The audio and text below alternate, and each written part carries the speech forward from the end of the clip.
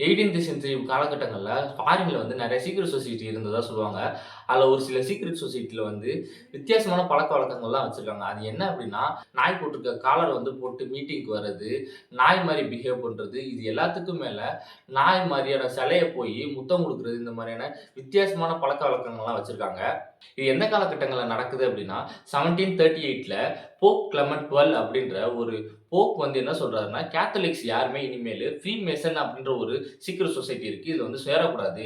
அப்படி சேர்ந்தாங்க அப்டின்னா, அவங்க வந்து கேத்தலிக்ஸ விட்டு நீக்கப்படுவாங்க அப்டின்ற மாரி அறிக்கைய ஒண்ணு விடுறாரு.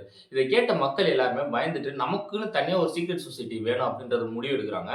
அப்படி உருவாக்கப்பட்டது தான் பக்ன்ற ஒரு சீக்ரெட் சொசைட்டி. இந்த பக் சொசைட்டில வந்து ஒரு ஆள் வந்து ஜாயின் பண்றாங்கன்னு வச்சுக்கோங்களேன். அவங்க வந்து நாய் போடுற காலர் வந்து தான் போட்டுட்டு அந்த சொசைட்டிக்குள்ள போணும். அது மட்டும் இல்லாம, இவங்க வந்து அந்த மீட்டிங் ஹால்க்குள்ள போகும்போது, அந்த டோர வந்து நாய் மாரி ஸ்க்ராட்ச் பண்ணிட்டு போகணுமாம். உள்ள இருக்கிற பழைய மீட்டிங் மெம்பர்ஸ்லாம் இவங்கள வந்து எப்படி வரவேற்பாங்க அப்படின்னா, நாய் மாரியே குறைச்சு வரவேற்பாங்களாம். இது எல்லாத்துக்கும் மேல அந்த மீட்டிங் முடியும்போது அவங்க என்ன பண்ணுவாங்க அப்படின்னா, பக்குன்ற ஒரு நாய் மாரியான சிலை இருக்குமா, அந்த சிலைக்கு பின்னாடி போயிட்டு முத்தம் குடுத்துட்டு வரணுமாம்.